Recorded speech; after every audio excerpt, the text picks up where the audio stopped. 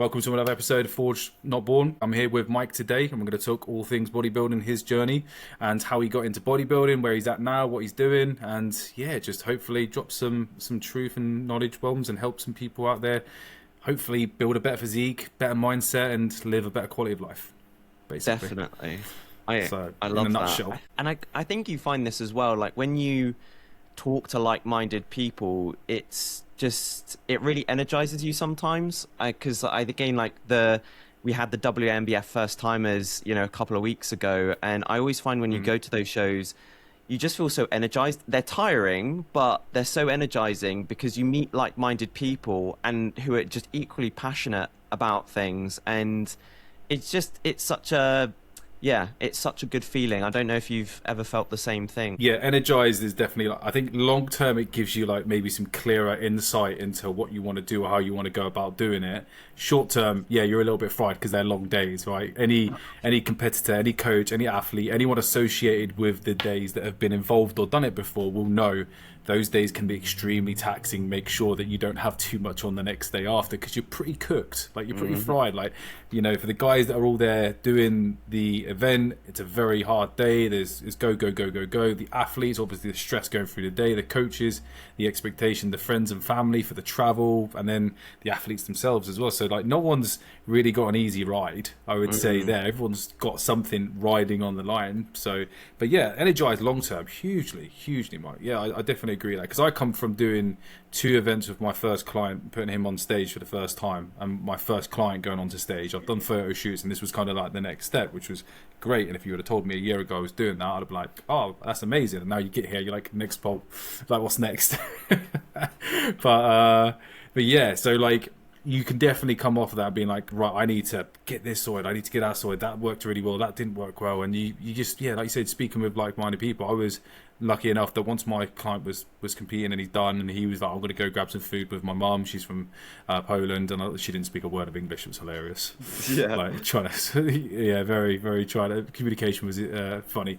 And I was like, all right, sound cool. Well, I'm here. I lived Aylesbury, so it wasn't too far for me to travel. It's like maybe 35 minutes, like, which is great. I may as well sit here and watch a load of the show. And lucky I sat down with Elliot Gibson and Talib O'Connor from Team Power, and we just sat down just talking all things bodybuilding and life, and grab some food and catch up. And it's been a while since I was around like-minded individuals like that have similar goals and aspirations. And it's just also the little things, like you might be maybe watching a class that your athlete isn't in, and just that the conversation between you and the other people, like what they're seeing, what their interpretations of things. Again, you're learning about that all the time, and it helps you. I talk with Steve about this sometimes. It's about developing your coaching eye, because I think particularly when you coach competitors, there comes a stage where the scale weight is irrelevant to a certain degree, and you're looking at the athlete and their physique, and it's just that eye for details and developing that confidence, and you can only get that through practice and exposure. So I think that's why it's just again invaluable. Yeah, I definitely, because I watched all the juniors, the teens, for the most part, most of the classic, some of the open, some of the novice, and some of the females. So like it was just so clear as soon as they walked onto stage. For me, I was just like, okay, these guys, bosh, done. Everyone else off. That's very obvious. Split them into 2 halves. And it's kind of heartbreaking when your client goes onto stage knowing that you've prepped them as well as you can, knowing that they've worked so hard and they've brought such a great physique and it's the best they've ever looked, and they get out there and it's like, oh shit, like straight away you're like, they just don't have enough muscle. And it's like they just have not had enough of productive off season. They've not made, as you guys obviously like to allude to, your catch-ups, right, improvement season, right, around it. Like, they just need to go through that a couple of times. And yes, they're lean, yes, they might be in great condition, yes, like they've got the tan all right and the posing's okay. It's like there's more to this game that first meets the eye. It's the deeper you go, the more you start to understand. And I'm definitely going through those depths after placing 3rd at WNBF in 2024, and then the UK FBA I was placed 2nd in the same year. And I was like, oh, when you're in touching distance or something there, and like I've gone back to the drawing board, and just basically said, right, cool, I just don't need to train my legs anywhere near as extensively as I thought I used to.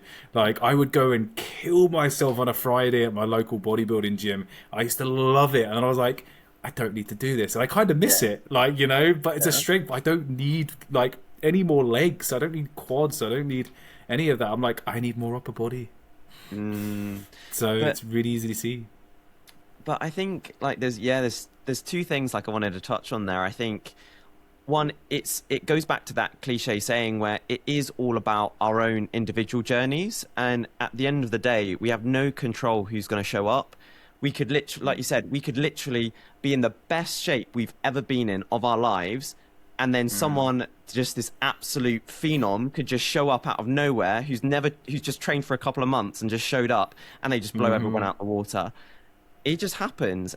But that's why we've got to take satisfaction in our own efforts and our own progress. And again, I think that's why, again, like I like to call things improvement season, because that's what we're doing. And also the great thing about natural bodybuilding is we're in this game for life, right? And I also think that's what's so Long time. inspiring. Like you're seeing 50-year-olds, 60-year-olds who look legit like awesome, and you think, man, if I could look like that when I'm 50 and 60, I'll be happy. So, and if we think of like the ages we're at now, like it's a really nice feeling. Yeah, some great points there, Mike. Some great points. I wanted to ask you, how did you get into bodybuilding?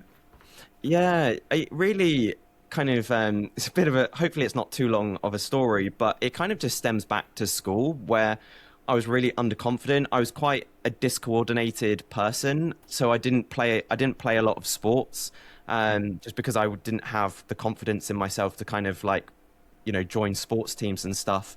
And again, but I was really lucky in the sense that my secondary school, my high school, had an after-school weightlifting club where you could just go to this kind of very, picture like old school gym, like just with some little weights and stuff like that. And you could go there after school on like a Tuesday and a Thursday.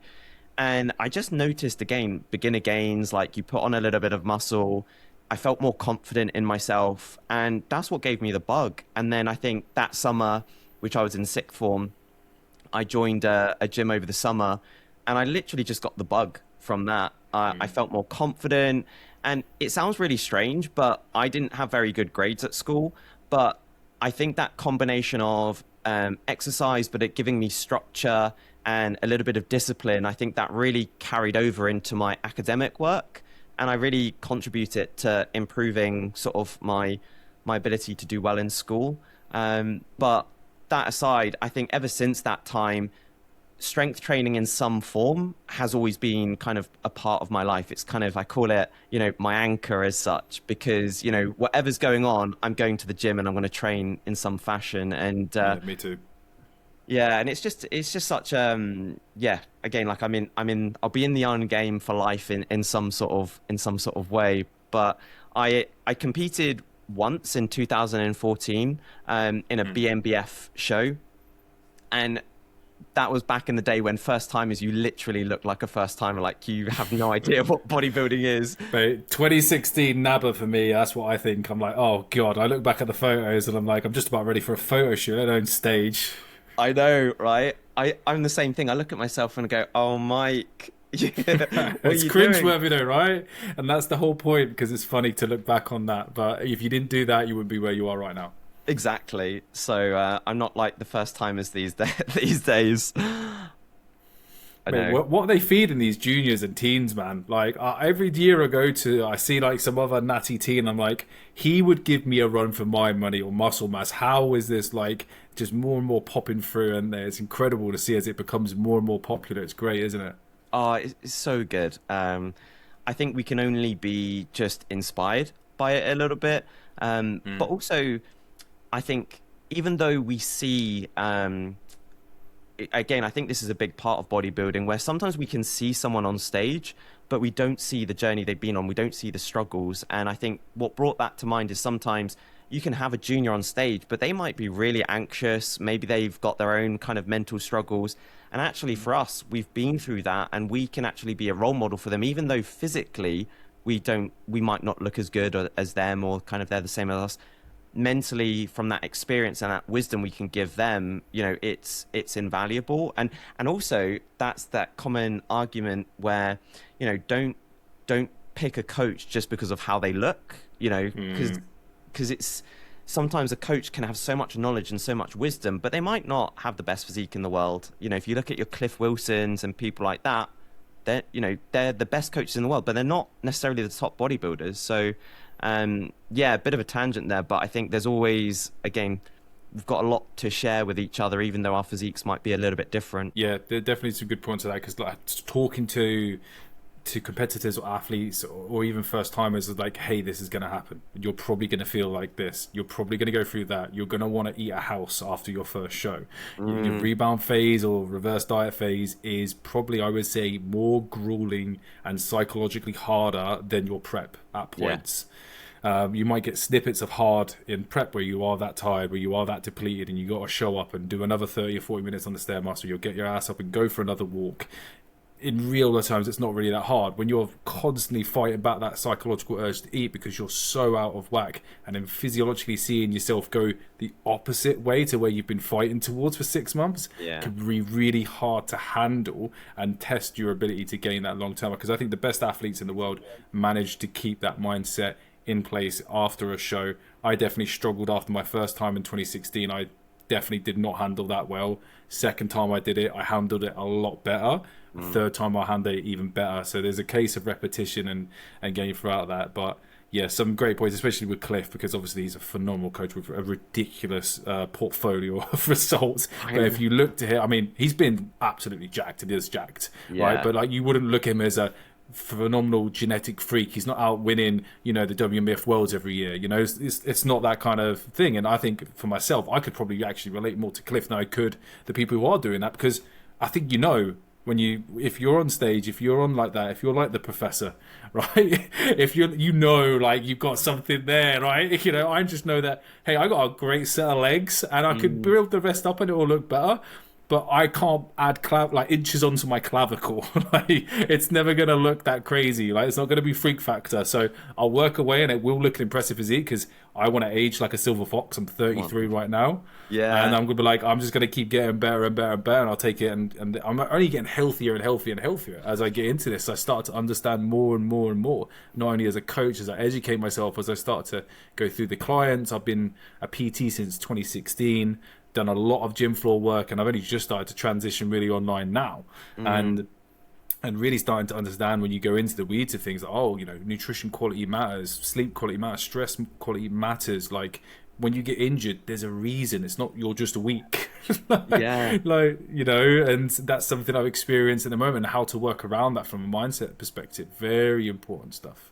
Huge. Like, there's so much like gold that you said there. I think. But just like touching on the injury side of things, so like two things come to mind. I think sometimes you can genuinely be unlucky. You can be the most diligent person in the world, but like, again, I had an injury last year where I was cycling to the gym and I got hit by a car. Yeah, and it's like, so I dislocated and fractured my shoulder. And you can't plan for that. Life stuff happens, and it's like all of a sudden, right, I can't train upper body for a little while now. But again, it's that mindset of like, right, okay, I can't change what's happened, but what can? So, and again, that's like a big thing that I always say to people is like, try not to focus on what you can't do, focus on what you can do. So for me, it was like, right, I'm going to drop Steve, who's my coach. I'm going to drop him a message, tell him what's happened. He was so good. He was on it, and he just like put together a program for me. So we were like, right, we're going to specialize in legs for the next 6 to 8 months whilst you rehab your shoulder. That gave me purpose and it gave me direction. And then I obviously was kind of rehabbing my shoulder for a while, and then we kind of just reverse it. So I think, again, focusing on what you can do, and again, like trying to train around your injury, like all of those things I think are so important for someone. And also using Steve as an example himself. So over the last year or so, he's had a few niggles. Like, he's had like knee tendinopathy, he's had like a hip problem, he's had like some back issues as well, but he's never let that stop him. He's always tried to do what he can and train around it. And again, I think that's a good lesson for us. And it's also a fine line, right, where we don't want to ignore it, where we're not seeking help. If we've got a legitimate injury, it's like, right, make sure we're seeking help to solve the issue. But at the same time, there's still stuff that we can do to keep our bodybuilding goals moving forwards. So yeah, but these are all great life lessons that we learn, right? Yeah, I think sometimes you have to go through that and experience it. Like, what happens if when I do have an injury and it all falls apart and I don't do Yeah. anything? Oh, I felt really crap. Oh, you know what? I didn't make any progress. Actually, I think I could have regressed. I'm definitely not doing that again. Like, you sometimes have to, those lessons learned in blood, sweat, and tears, they call them, right? Especially like when you mess up in the military, you know about it. Right, I Hmm. spent 4 years in the military, and when you mess up, they don't let you forget in a rush. Like Yeah. everyone will remember that for a very long time. So it's like it makes it. Yeah, there's a little bit of pressure and stress. It is all a bit of fun and banter, but at the same time, you won't make that mistake again because it's like etched in emotionally, and we know there's an attachment between memories and emotions, don't we? Yeah, Like that, definitely. and that's quite interesting for all that. So yeah, some good points. I mean, I've had surgery twice. I've had Have my you? lateral ligament on my ankle reattached. I Yeah. snapped that in football. Didn't really know until I was really, really deep into my military service that I'd done it after I got an MRI. And he's like, "Yeah, they see this bone fragment. You see these 6 things wrong with your ankle. That's not normal." I was like, Great. mega, yeah. So got the operation, got it fixed, got the moon boot on after the cast and everything. Watched a lot of Dragon Ball Z while I was laid Nice. up. So yeah, rewatched all the originals, going through that on my hard drive. So that was mint. And then the World Cup was on. I've got some fond memories of the World Cup. I sat up there, and then moon boot, crutches, rehab, went through it all. And now it's to the point where I went back and played football after, no issues, and it doesn't really cause me any issues. I got it done when I was like 21, 22. So it's quite lucky. I've also had a hernia repaired as well. So one just above my belly button. I want to call it. Oh god, I can't remember what it's called off the top of my head. But that was fun because I had that as a kid and then got it repaired and it come back as an adult. And it was never too bad. Like just to the point where I could feel it, and I was like, "Hey, what is this? Let's go get it checked out. Make sure it's not like." And then he was like, "Yeah, it's a hernia." And I was like, "Oh, cool. What do we do?" It's like, "Yeah, just get it patched up, basically." So like, I got cut open and then sewed up, which I much prefer because you can get a mesh Uh-huh. from what I understand as well. My Yeah. brother got a mesh done, and he had a little complication. It took him a lot longer, whereas I was still training and doing bits as I was around it. Another case in point of learning those lessons. And now, like I've got a little wrist issue from when I was on my stag do in March, and I was doing axe throwing and baseball throwing, batting cages. And I've somehow, I'm a very unfunctional person because I'm so functional at bodybuilding. That's what I like to Yeah. say. I'm so good at this that makes me really bad at other things. And I've just like tweaked something where if I rotate that, I'm like I can still feel it. And when I go into that position supinated and try to curl, I'm like, yeah, that still feels a little bit off. So I've had to find workarounds, and it's just no real excuse. You can have a choice there whether life can happen, to you or for you. You Yeah. can choose that response back to life, and life is always going to be doing life stuff like knocking you over, like on a bike and busting your shoulder up or snapping your ankle up. Like life's crazy like that, right? Totally. And it kind of made me think there as well about that might be one reason why I think maybe young people are making progress, particularly if they've got a coach. Because if you imagine you've got someone like yourself who's got all of those experiences, which they can then distill and tell someone, there is no bigger shortcut than that. Like all of the hard lessons that you learned, and you can tell someone like, hey, don't do this because otherwise you are going to be, out or whatever. I think, yeah, there's no, you can't put a value on all of that experience that you've gone through and that you can then just literally give someone, give one of your clients. So it's just, it's so invaluable. I don't know where I got this from, but I kind of sometimes say, you're turning your pain into your purpose, where like, hey, you might have an injury right now, but everything that you learn from that, you might be able to help someone else from the lessons that you learn and from what you've gone through. Or at the very least, you turn it inspiration for yourself to say like, hey, I am going to come back from this and I'm going to be even better as a result. You see that time and again where athletes in other sports, they have an injury and they can turn that into an opportunity to be better. So, yeah, and again, it's just that psychological side of things and just reframing, keeping the right perspective, which I think is just it's so huge.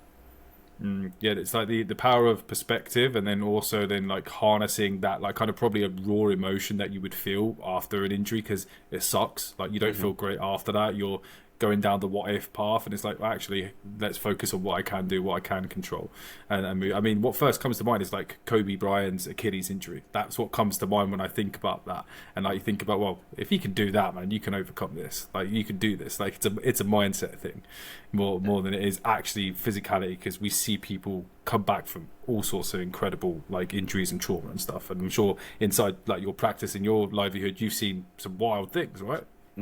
Totally. And like, again, you can't walk the journey for someone. You can only you can only kind of show them the door. And I can only say to people, like, I promise you, you can get better from this, but you just can't give up. And again, it's very similar as well, because just like scale weight fluctuates, pain fluctuates as well. We have good days and we have bad days, and sometimes it's nothing to do with anything that we've done. Like, we can get the right sleep, we can do all the right recovery protocols and rehab exercises, but we might just wake up one day and the pain just feels a little bit worse. And then we get down, we think like, oh, I'm not improving. But just like we do with scale weight, hey, we zoom out. Let's look at the bigger picture. Let's look at your progress photos from like 6 months, a year ago. Oh yeah, actually, you have made progress. And similar with pain and with injury, we kind of look back and go, oh yeah, actually, my pain was like a 9 out of 10 5 months ago, 6 months ago, but now it's like a 3 or a 4. Again, I think it's about knowing that, like, hey, we can't walk the journey for someone, but as long as if we can give them a perspective and help them zoom out from time and from every now and again, and just try to give them the environment to have that mental resilience, and to kind of persevere, then I think, hey, that's all we can do.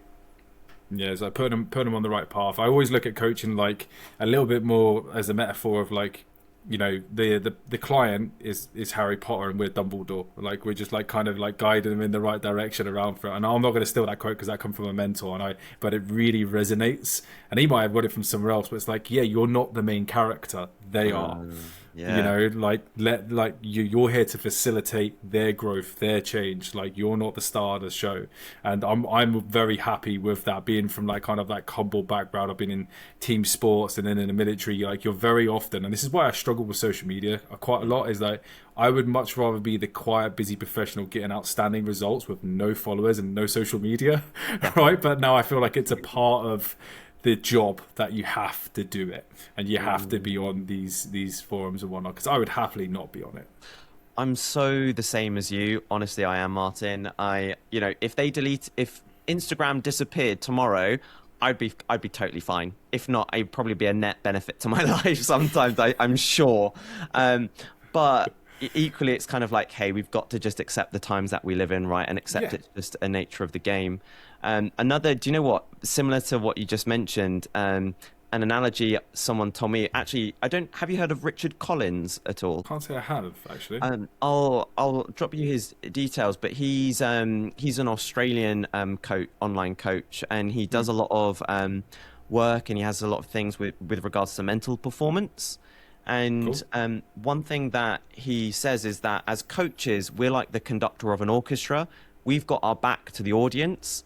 And so we're helping the orchestra create that music, but it's the orchestra that gets the audience applause and the audience attention.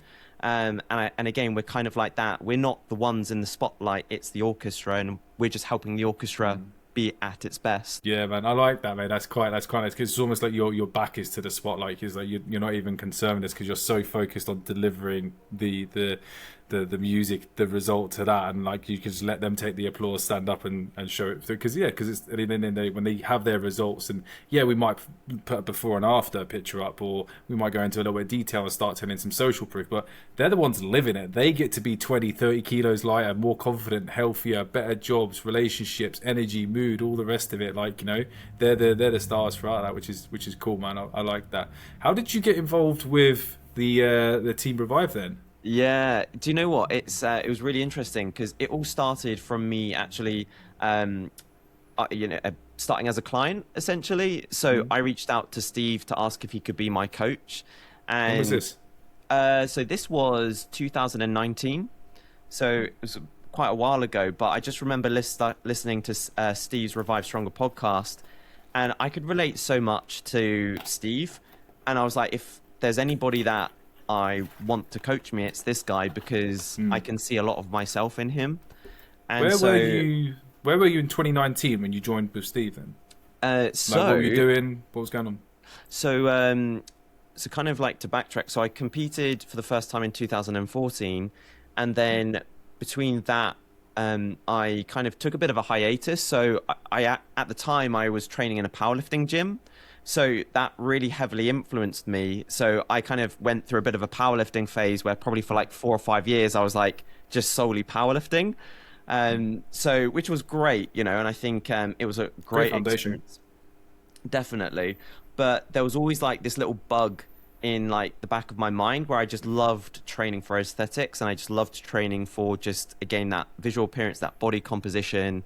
I loved bodybuilding. But also at that time, I kind of was doing a bit of a consultant job. So I was working for England Hockey at the time as a physio. So it was just a lot of travel.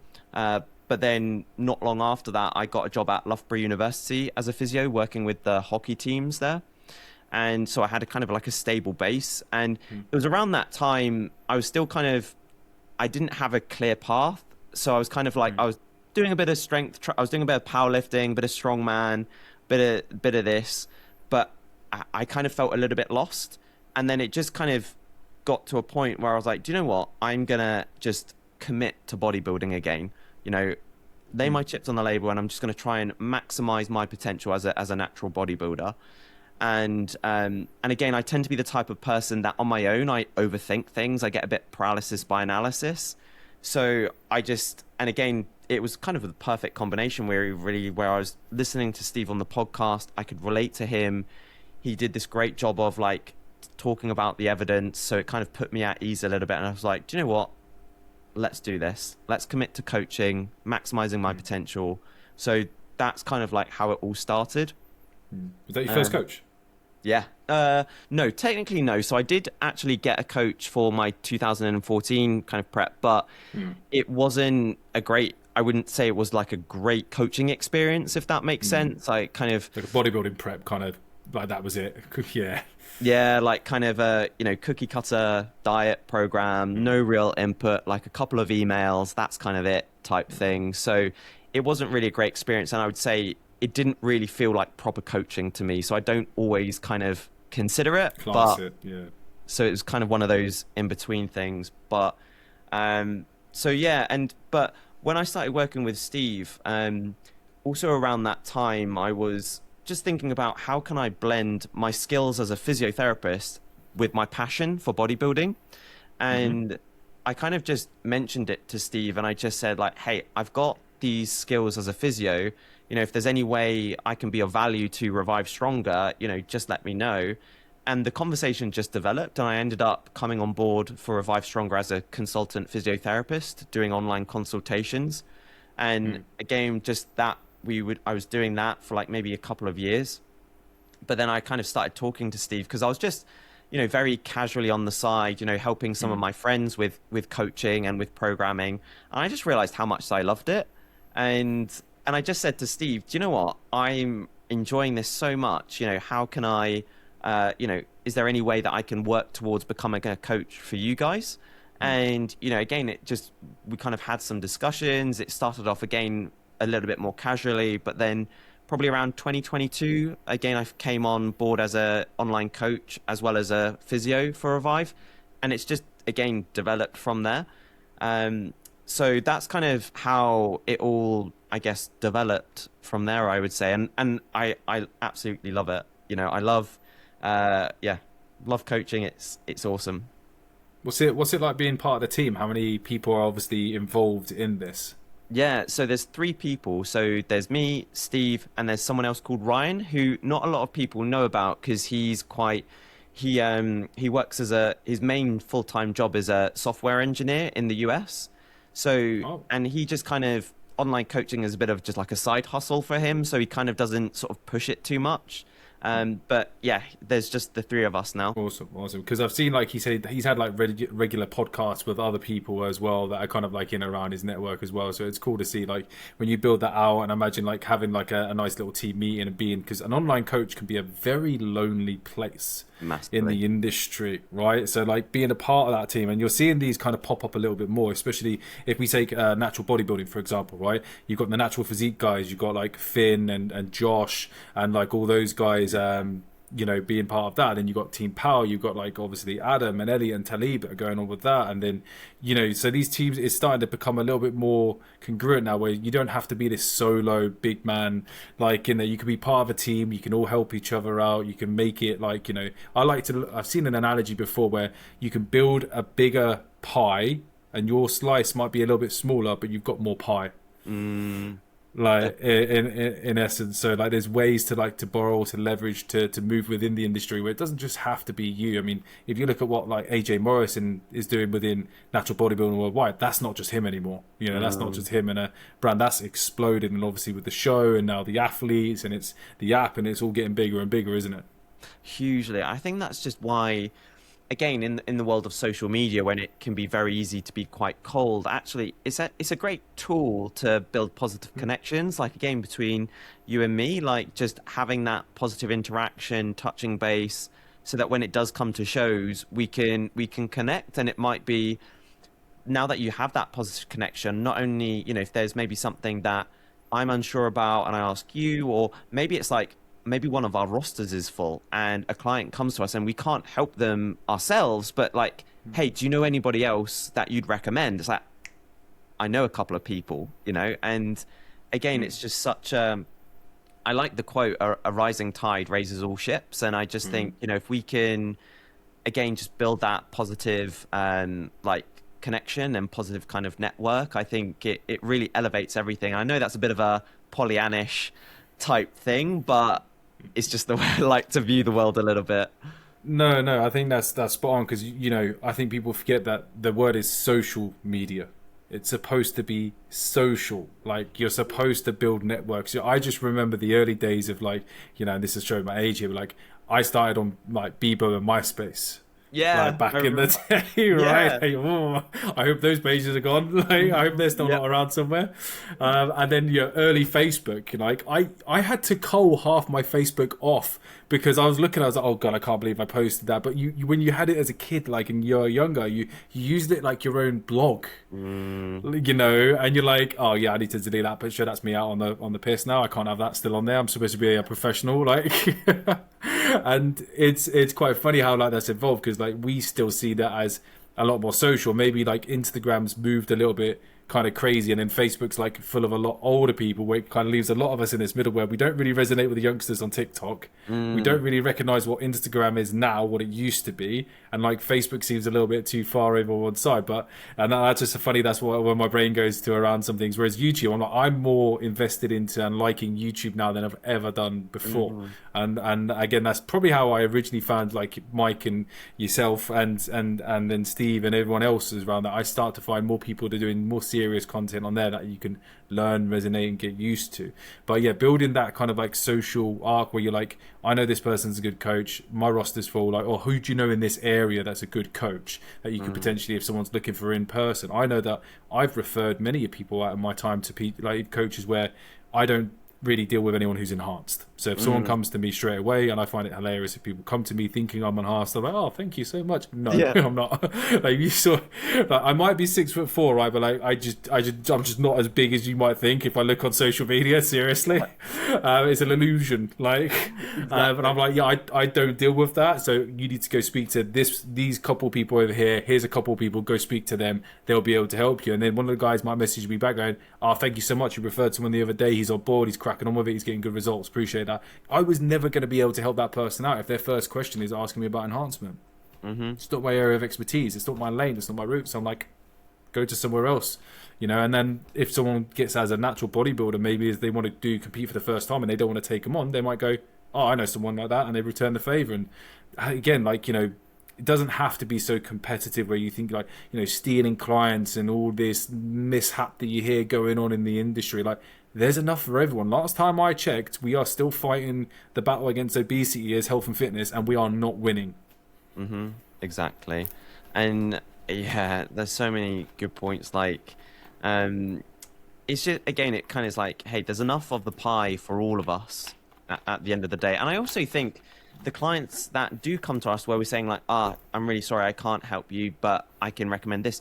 I think they value that honesty, and I think they appreciate that as well. And I think it eventually comes round to benefit us in the long term. Again, might be that coach recommends someone natural to you, or at the very least, you don't have a client that signs up, and then it's like you can't help them, and then they end up going somewhere else, and it's just, you know, it's just not good either way. So I think having that honesty and integrity as a person and as a coach just only benefits us in the long term. And it also reminds me of something about social media, which I try to think about, is that I think as long as we're authentic to ourselves, it might be like, hey, we're not necessarily, you know, reinventing the wheel necessarily with the information that we're putting out or anything like that, but we're being our authentic selves. I often think, you know, the thing that attracted me to have Steve as my coach was that I could relate to him.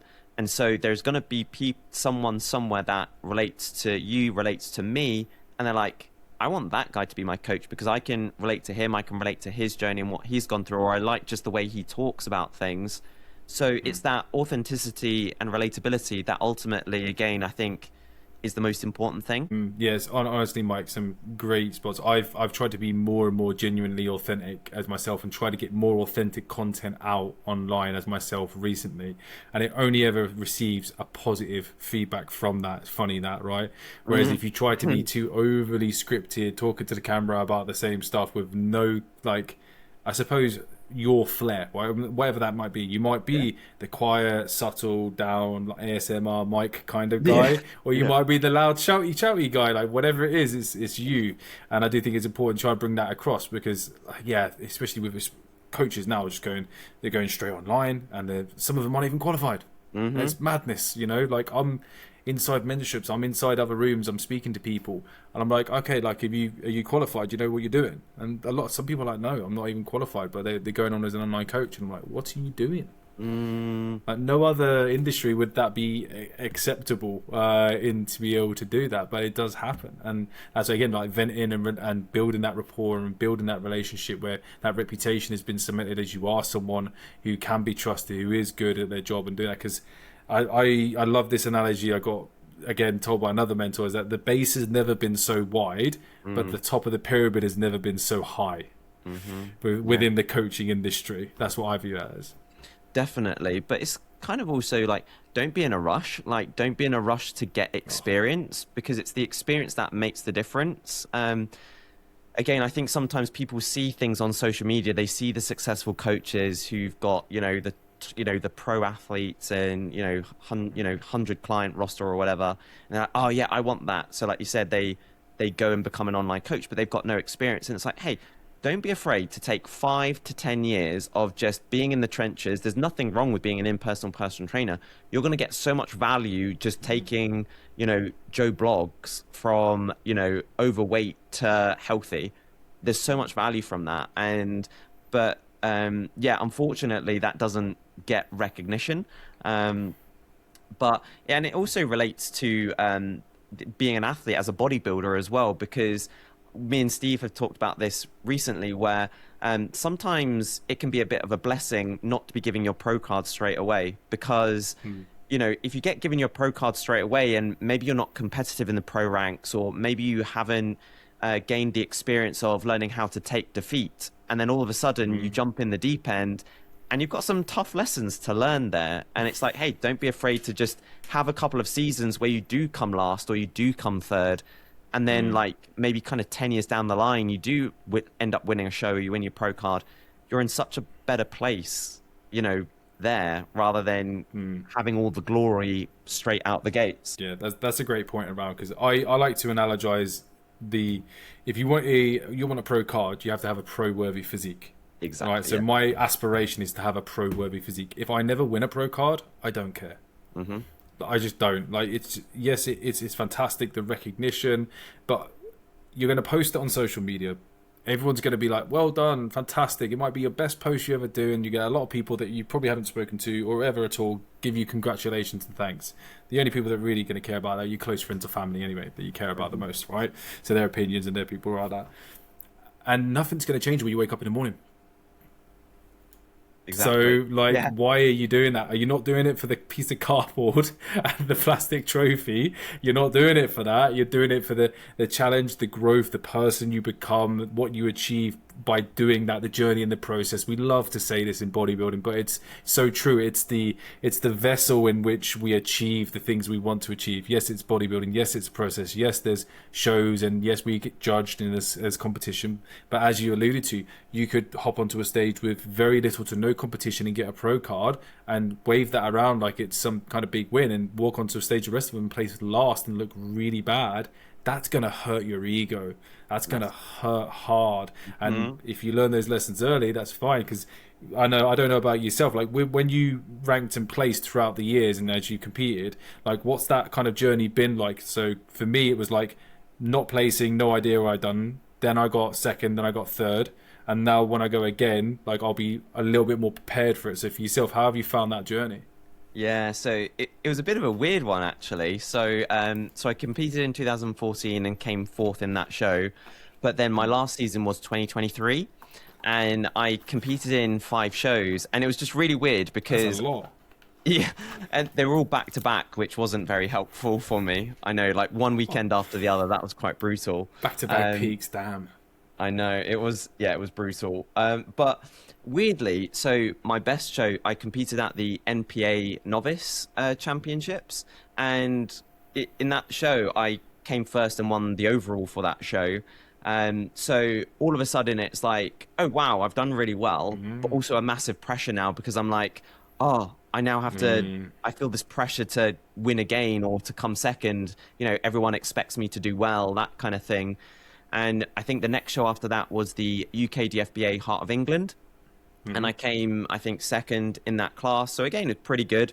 And then the next show after that was the Classic in NABA England. So, which again was a very different experience. But again, I came second there.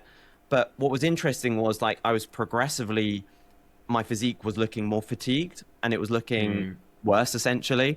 So my placings went from first at the very start to not placing at all at the very end, which was the supernaturals, which again, it was just, it was all lessons, right? And I think the other thing was that my, at the time, something that I didn't understand was that I thought, right, prep, dieting, it's supposed to be hard. So like I didn't want to complain to Steve, so I wasn't communicating with him fully to say like, actually, my performance in the gym is in the gutter.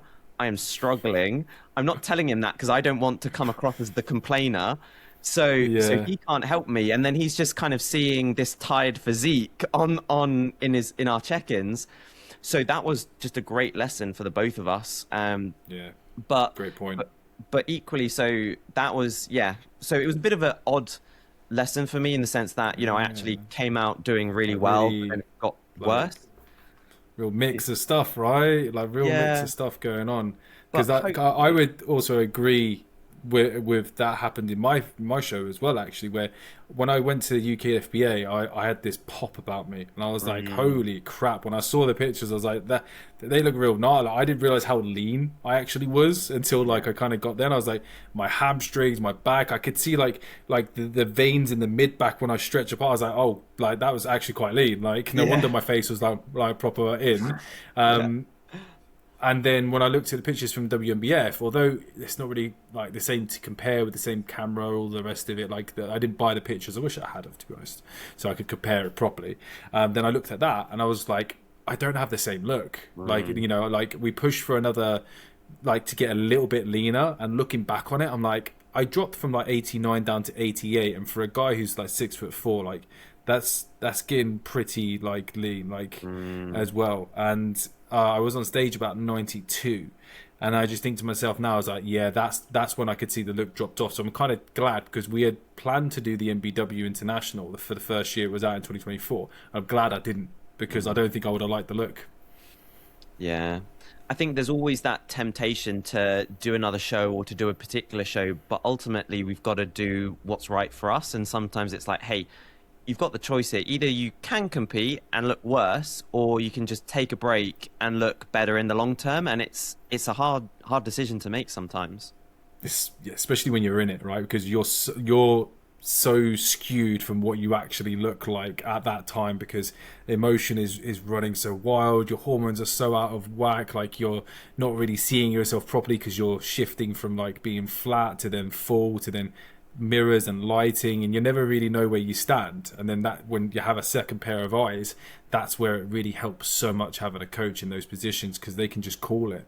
Like I called Carol straight after. I was like, mate, you're done. Like, do not even think about trying to push to July. I said, you're Yeah. cooked. Like, you look worse than you did at PCA. Like, you pushed hard. You've got like 12, 15 kilos off, and for someone who started in the 80s and got down into like the 60s, that's a lot, man. Like, we need to go back to the drawing board now. If you want to place higher, it's very obvious, because I mean, the guys that come out for the WNBF and PCA first timers, that there was a lot of muscle on those guys, and they Mhm. were in great condition and they posed really well. So I was like, you just need to go back and lift more weights and lift heavier, and practice progressive overload for the next 2 years and Mhm. get stronger and build more. And that's it. It was very clear. I said, why? There's no point in going on. We could do, like you said, you could go potentially to another show, and you set the standard a little bit higher for yourself, and there are different standards in shows as well, which is always quite interesting as you go through that. I know a couple of people that have done MPA, and like it's a pretty decent federation from what I understand as Mm. well. But like, you look at, there's a reason why probably I'd say like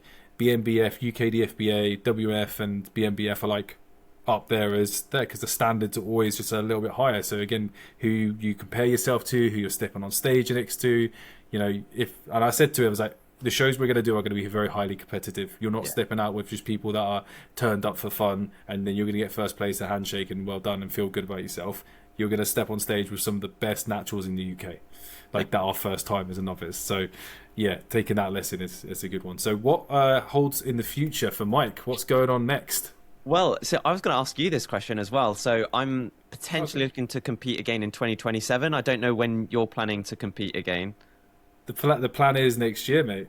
Oh, this is exciting. So Yeah, yeah, man. 2027. So hoping to compete in 2027. I think the number one show for me is the Supernaturals. I'd love to compete there again because I don't know what it is, but just I think the WNBF is just feels quite special to me for some reason.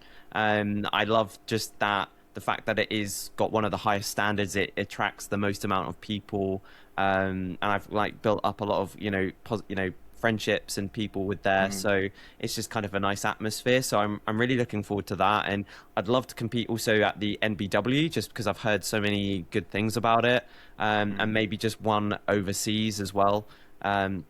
Like maybe in France or like the Netherlands or Germany or something like that, just to kind of get a Yeah. international experience. So that's going to be on the cards for next year, hopefully.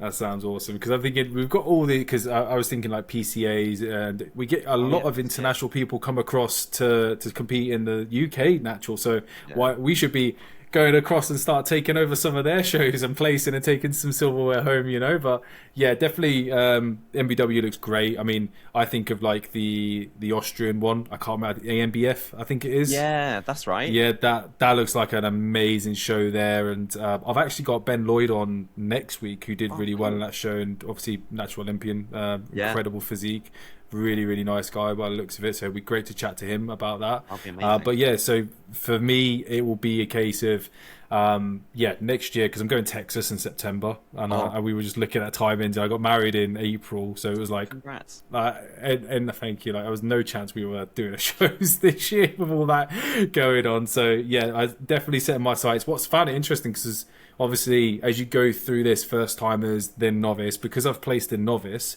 I can't obviously compete in novice again. Yeah. So now I would have to go open.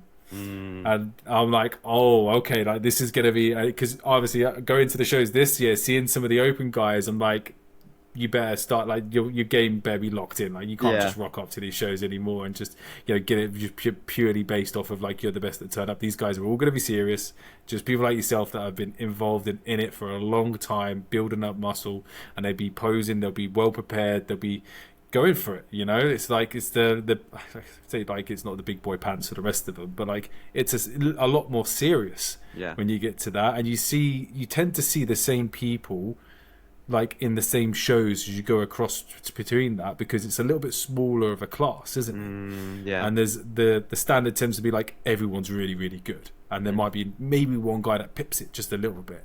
So that'd be interesting, man. And obviously, hopefully, I'll see you on the circuit next year as we go around. The Supernaturals will definitely be one that I will be doing and trying to get into, and the MBW as well, especially if it's because. Last year, both years actually. One year I competed in June, July time. The other year was September, October. So it'd be nice to actually start a prep and work more towards the latter end of the year, not the start of the year, as well, man. So yeah, that'd be fantastic. And obviously, where can everyone find you? So Instagram's probably the best place. So at Mike Revive Stronger is where they can find me. They can also find me on YouTube. So if they search Revive Stronger on YouTube, on the Revive Stronger YouTube channel. I'm on the Improvement Season podcast with Steve every week, and I've also started doing a couple of vlogs as well. So if people want to kind of follow that, then I talk again a little bit about my backstory, and I talk about different topics once a month. So yeah, if people want to find me there, then awesome. Amazing, man. It's been an absolute pleasure to chat. For everyone listening at home, whatever you're up to, until the next one, I'll catch up with you soon. Thanks, Martin.